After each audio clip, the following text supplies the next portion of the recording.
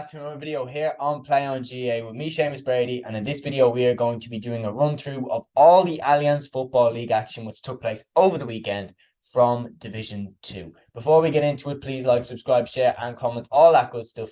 Really helps us out on the channel, and let's get into the roundup of all the action from Division 2, starting with my own County Dublin. We beat Kildare by 111 to 13 points at Croke Park, but we did not look convincing. I have to say, Kildare, the first thing I want to talk about is the Tony Archibald goal chance. Well saved by David O'Hanlon. If that had gone in, the game could have been very, very tense. I do put that down to how good Kildare have been getting, though. Kildare have been getting a lot better. The management team there of Glenn Ryan, John Doyle, Anthony Rainbow, very, very strong management team there for Kildare. And obviously they beat us last year in Division 1.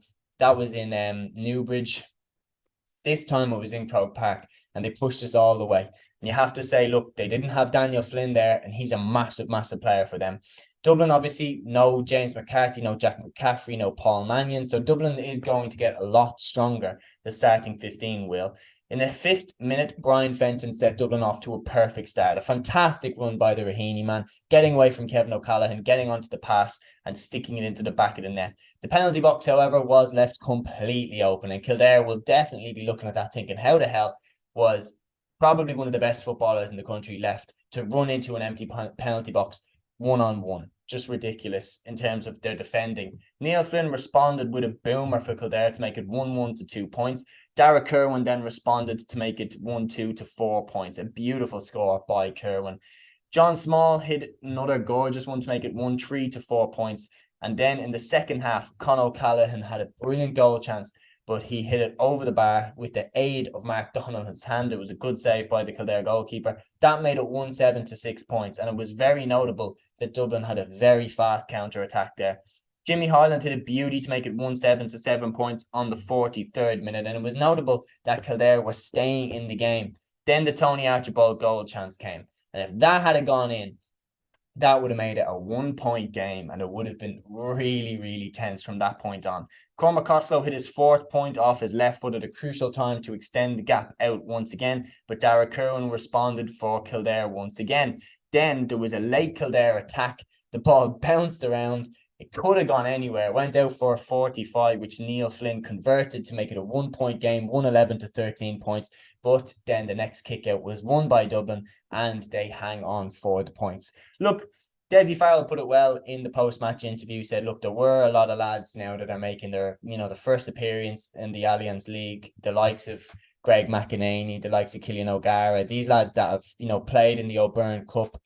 David O'Hanlon as well as another one that has come through. So, in a way, it's definitely good stuff to see from Dublin that we're bringing through, some future stars of the side. The gap is closing with Kildare, though. When you look at the victories that Dublin had over Kildare in 2018, 2019, the gap is closing. Kildare beat us last year, and they were 1 point off us this year. And I think it'll be very, very interesting to see if the two clash in the Leinster Championship, how close it will be. For Dublin, it's a win, and it's a good start to Division 2. And we need to go back up to Division 1 as soon as possible. We need to go back up this year. Speaking of contenders in the Leinster Championship, Meath got off to a brilliant start, beating Cork by 3-14 to Cork's 19 points. A brilliant start for Colm O'Rourke as Meath boss. The goal early on from Shane Walsh was amazing for Meath. He blistered through the Cork defence in an individual run, and it was some finish. Stephen Sherlock hit a beauty to level it at 3 points to a goal. Matty Taylor nearly got a goal then immediately after for Cork, but it was blocked out for a 45. Stephen Sherlock kept the scoreboard ticking over, and he nailed one to make it 9 points to a goal and 5. A double save by Micheál Martin right on half-time denied both Dara Campion and Jordan Morris, though, and Cork went in ahead. Jordan Morris hit a beauty then to level it up at 11 points to 1-8 quite soon in the second half. Then Sean Powter capped a 3-in-a-row run for Cork off the back of that to make it 14 points to 1-8. But Meath responded. Jason Scully soon after ran straight through the heart of the Cork defence, squared it across to Jordan Morris, who palmed home his hand pass, and it was a second goal for Meath. The goal chance for Cork then came after Colm O'Callaghan was denied by Harry Hogan, and then the rebound was also saved by Harry Hogan. And then right off the back of that, Cillian O'Sullivan hit a beauty of a goal right into the top left corner. A superb finish by O'Sullivan.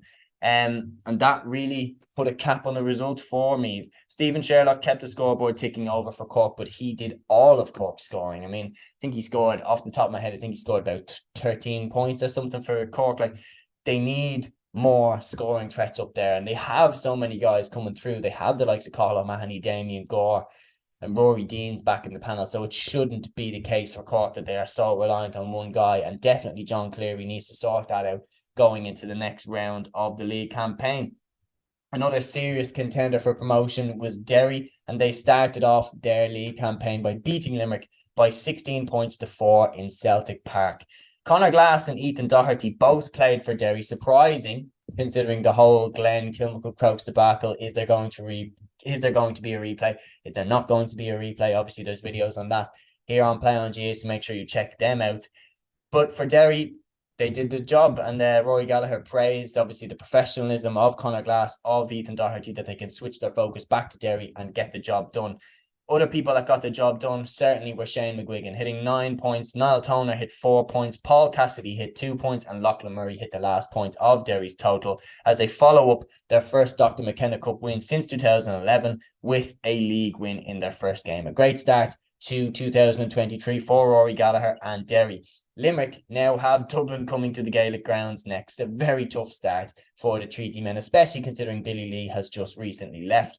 However, you could argue that they're getting the 2 toughest tests out of the way straight away, and then they can focus on the rest of the league. Another team that definitely needs points is Louth, and they nearly got them. Clare 13 points, Louth 1-9. Clare heartbreakingly take the victory away from Louth. At Cusack Park in Ennis, Kieran Downey's 67th minute goal looked to have given Louth a big victory in their survival push. However, Clare reeled off 4 unanswered points in injury time, with Jamie Malone hitting the winner in the 77th minute. It would have been a huge victory for Louth, but Clare have got that victory, and if they beat Limerick, then I would be pretty confident in saying they're safe for another year in Division 2, which speaks to how magnificent Colin Collins has been with this Clare side. Division 2 is always a shark pit, and these results have definitely contributed to who I think is going to go up and who I think is going to go down. But what do you think about it? Let me know in the comments below, and until the next one, guys, take care.